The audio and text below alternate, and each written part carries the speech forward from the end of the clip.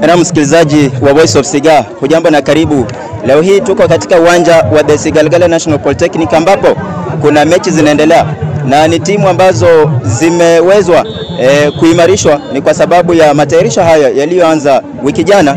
Na tunaye hapa mgeni, ukimtazama ni mtu ambaye tunamjua kwa ukaribu sana, manake ni pastor wa The Sigalagala National Polytechnic Christian Union. Anaitwa Patroba, atatueleza mengi zaidi, ila tukianza tu atatueleza walijipanga kivipi kuhakikisha kwamba wanafanya nini watoto ama wale ambao wamechaguliwa wanaweza kucheza kwa njia ya kiurahisi sana.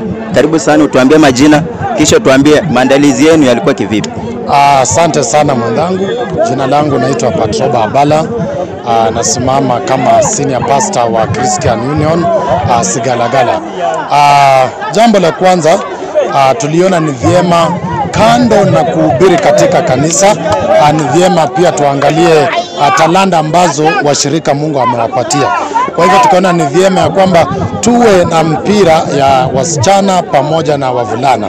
Na tukakaa chini, tulikuwa na komiti ambayo inasimamiwa na ndugu yangu Kelvin Angugo. Ndio wakakuja wakapanga, wakasema kwamba ni vyema wacheze intercare groups. Intercare groups kwa kizungu nasema kwamba ni cell groups. Wakapanga cell groups mbili. Kila cell groups walikuwa wanawekana wawili kwa sababu ya muda, ili tuone ya kwamba tunacheza siku ya leo. Vile vile imetuchukua ni kama wiki mbili kufanya maandalizi, kwa sababu lazima uangalie ni vijana wa gani ambao wako tayari. Sababu kuna wale ambao wamebarikiwa kuhubiri lakini hawajabarikiwa kwenye kuchezaji mpira. Kwa hivyo sasa ilibidi tulikuwa tunatembea katika kila cell group tukichukua majina ya hawa wachezaji pamoja na viongozi wa cell group, na baada ya pale Jumamosi iliyopita wakaanza kufanya mazoezi. Wakaanza kufanya mazoezi pia jana, sio jana, Alhamisi walikuwa mahali hapa wakifanya mazoezi tukiandaa. Ilipofika leo nimeona wengi wakiwa tayari sana katika kucheza huu mpira. Kitu ambacho kimechukua tulipoanza huu muhula, na tukaona ni vyema kwamba tuwe na kitu kama hiki, hatusiwe tu tukihubiri na kuomba peke yake. Ila pia tuweke atalanda, tuwe makini katika maisha ya vijana. Na umeweza kuzungumzia umuhimu wa vijana kujiunga katika michezo kama hii, sana sana michezo ya soka, ambapo napata kwamba licha kwamba wanalishwa chakula cha kiroho, vile vile wanapata pia kutoa jasho katika uwanja, na hivyo basi kuimarisha afya yao. Na pengine utueleze tu yule ambaye ataibuka mshindi katika mechi hizi zote atapata nini, upande wa wasichana, upande wa vulana vile vile? Yule atakayeibuka katika ushindi wa kwanza atapata 3,000, wa pili atatoka na 2,500, wa tatu atatoka na 1,500. Hiyo ni both wasichana na wa kiume. Naam. Na pengine changamoto zipi mmeweza kupitia wakati mlikuwa mnatengeneza ile budget, kwa sababu lazima kukuwa na changamoto, pengine kulikuwa na yani pesa hazikuwa mingi zaidi za kupanga mchezo kama huu. Ni changamoto gani mlipitia? Changamoto zipo. Moja ya changamoto ni kwamba kuna mambo ibuka. Kwa mfano unapoingia hapa unapata kwamba kuna mtu amekanyagwa, amekuwa ameweka katika bajeti yenu kwamba hii mambo ya first aid hii, para kwamba pia lazima uweke.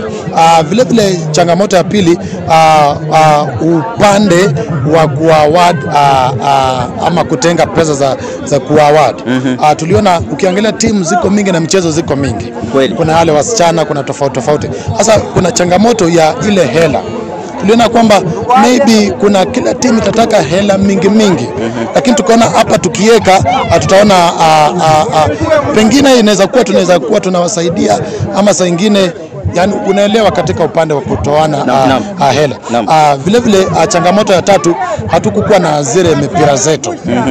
Ilibidi tutafute, na kutafuta iwaelewa, unapotafuta lazima paka kitu lazima ukitoe. Lazima utoe. Sasa changamoto sio zile kubwa, zimekuwa tu hizi ndogo tu, lakini tunashukuru Mungu mambo inaenda sambamba. Na pengine kwa wale wanafunzi ambao wanasema kwamba sisi ni wale wa kiroho ambao tunapenda kanisa sana, kwa hivyo mambo na michezo sisi kujihusisha hapana, unaweza waambia namna gani? Kwa sababu watu ambao wanaenda kanisani huwa wanaona kwamba michezo kama hizi sana sana za mpira hizi ni za watu wa dunia.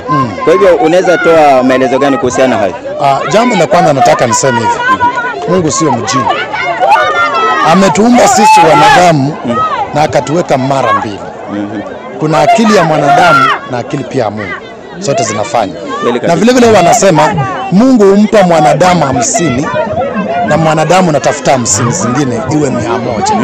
Sasa nataka niseme hivi, mpira sio mapepo. Mpira sio mapepo. Bali mpira ni kufanya tu mwili uwe sambamba jinsi Mungu anavyotuumba. Nataka niseme hivi, unapogonjeka huwa tunaenda hospitalini. Kweli. Na tunapewa madawa. Lakini imani yetu ndio inatuponya. Lakini lazima tuende wapi? Hospitalini. Kwa hivyo tunavyocheza huu mpira sio kwamba tunafanya mambo ya mapepo, hapana. Hapa sio mambo ya kiroho, hapa tunaweka talanta. Mungu ndio hutupa talanta ili tutumie talanta zetu kujilisha. Kweli kabisa. Nataka ufahamu neno moja, jambo moja ndugu yangu. Mungu hawezi kuleta chakula kwenye meza. Lazima utoke utafute. Kweli. Na kwenye mpira hii ndio tunaona talanta za mtu na watu ufaidika kutoka pale. Kwa hivyo wale ambao wanaona haya ni wako katika kiroho sana, nataka niseme samahani kwao. Hawakijui kile ambacho wanakifanya. Jambo la pili vile vile, kuna wale hucheza mpira lakini hawajamfahamu. Sasa siwezi toka kule nianze tu kuomba ovyo ovyo. Nikikwambia kuja kwa Mungu, hapana. Lazima nilete kitu kama hiki ndio aone kweli. Katika kanisa pia wana recognize kucheza kwangu. Mwenye atajileta kanisani na akiwa katika kanisani atampokea Mungu. Na kisha mpokea Mungu atakumbuka kwamba kulikuwa siku ya mpira na hiyo ndio siku nilimpokea Mungu. So kwa hivyo hii ni njia moja ya kufanya fishing. Kweli kabisa. Ya kuleta washirika kanisani. Kando tuna kuomba na kutembea. Naam ndugu. Wazungu wanasema kwamba nowadays we don't chase but we attract. Yeah, we attract. Kwa hivyo unafanya mbinu ambayo inaitwa attracting. We attract. Nataka kufahamu neno moja. Katika hii shule tuna wanafunzi zaidi ya 15,000. Na wote mimi kama mtu mmoja siwezi simama ninahubiri wote. Lazima nikuje na mbinu zingine. Na hii ndio baadhi ya mbinu ambayo niliona kwamba lazima tufanye. Ukiangalia sana kuna vitu ambavyo watu wanaamini tu watu hawawezi fanya. Mpira ikiwa moja wapo. Lakini nikakuja nikasema hapana. Mimi kama mchungaji ambaye nimeingia, ni vyema nikuje na kitu kingine kipya kisionekane ya kwamba ni dhambi. Ya ndiposa tunapotembea hata kuna yule atakuja achukuliwe na tuseme timu ya shule atacheza hapa, lakini pia atahimiza wenzake tuende kanisani tukaombewe kabla tuanze kucheza.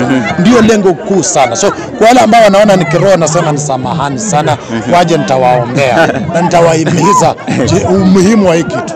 Na kabla tuende katika wito tukimalizia maongezi yetu, pengine tueleze tu, kwa sababu umeelezea wewe kupenda sana mpira pia kama njia moja wapo ya kuita wale ambao wako katika dunia wakapate kuingia katika njia zake Mwenyezi Mungu. Kwa hivyo wewe ni timu gani unaweza kusupport hapa Kenya, ama wewe una support Uingereza?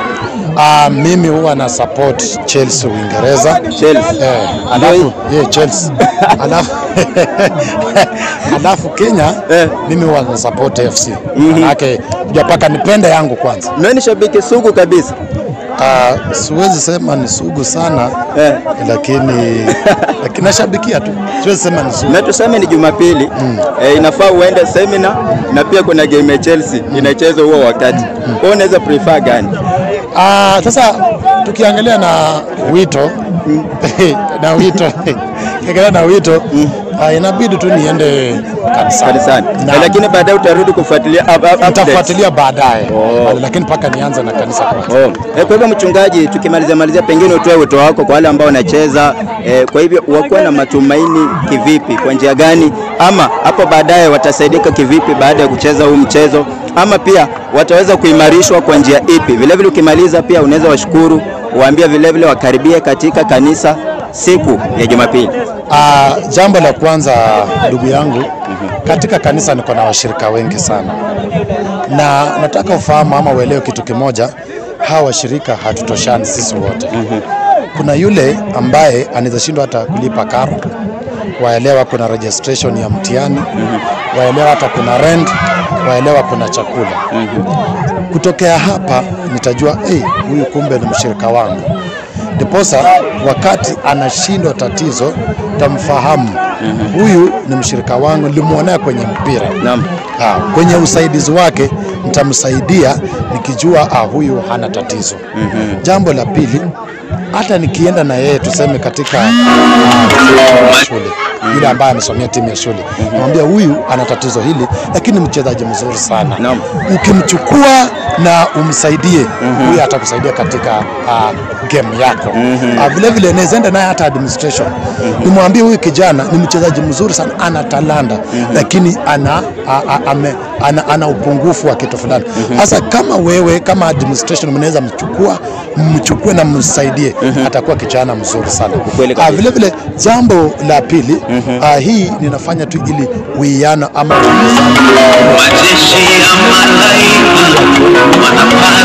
mchezaji mwenza akimwona kama huyu anamuona kama mwanafunzi mwenza, akimwona kama huyu anamuona kama mshirika mwenza. Vile vile hili ni jambo tunafanya tu, yani kuhamasisha amani katika shule ama kupendana katika shule. Ndiposa siwaelewa, kuna wale mashabiki ambao wamekuja lakini hawaji kanisani, wakisimama wakipea mawaidha, unaona huyu kumbe ni mtu ambaye mnaweza saidiana. Unaona, lengo kubwa sana ni kusaidiana tu, ama kuimarisha ule urafiki urafiki kwa watu, mahusiano yao ya karibu yao ya karibu zaidi. Manake unapokuja hata upande wa usaidizi unakuja, unajua paka nikuulizie wewe ni nani, watoka wapi, lakini nikikuona mahali kama hapa nitajua huyu ni ndugu yangu, hamna tatizo. Vile vile tunakuza tu zile talanta. Tunakuza tu talanta. Kando na kuhubiri, kando na kuomba, tunakuza tu zile talanta. Kuna yule anaweza kuwa kanisani kwangu, hajui kuhubiri, hajui kucheza kinanda, lakini mpira kwa sambamba. Na ninashuku kuna wale ambao wanaangalia, naona tu huyu mchezaji huyu ako sawa, huyu nikimpata huyu atanipeleka mahali sana. So nipe ule mchezaji, nipe ule mchezaji. Mimi kama madamu siwezi kataa. Maana yake pengine hiyo inaweza kuwa baraka yake kutoka hapa hivi. Sasa ndio lengo kuu vile vile ndugu yangu. Na mchungaji, wakati sasa tumemalizia, pengine umewaisikia Voice of Siga? Voice of Siga nimewaisikia. Ukweli kabisa mchungaji, nimewaisikia. Kwa hivyo sisi ndio wana Voice of Siga na tunashukuru sana. Pengine unaweza face camera waambie watu wa subscribe, wa like, wa share Voice of Siga. Nataka niseme hivi, Voice of Siga ni kikundi ambacho nimekijua tangia niingia hapa shuleni. Kwa hivyo ninawahimiza sana wanaonisikiza, watazamaji wenzangu, ninawaomba mwende pale YouTube, you like, subscribe, comment. Hii ni njia moja ya kukuza talanta. Kando hata na mpira, kuna ndugu zangu wanataka likes zenyu, ninawaomba mwasaidie kwa kucomment na kulike na kushare, na Mungu atakuwa anawabariki sana. Asante sana mchungaji. Asante sana. Muwe na siku njema. Nawe pia. Asante. Mtazamaji, huyu amekuwa ni Pastor Patroba Ambala ambaye ndio pastor mkuu katika chuo hiki cha Sigalagala. Kumbuka kwamba tumekuwa hapa katika uwanja wa The Sigalagala National Polytechnic ambapo mechi zinaendelea mengi zaidi. Ni kuhusiana tu na ile program ambayo CU imeweza kutoa kwa ushirikiano na wanafunzi ili kuhamasisha jamii. Jina langu ni Charles Msoka. Asante sana.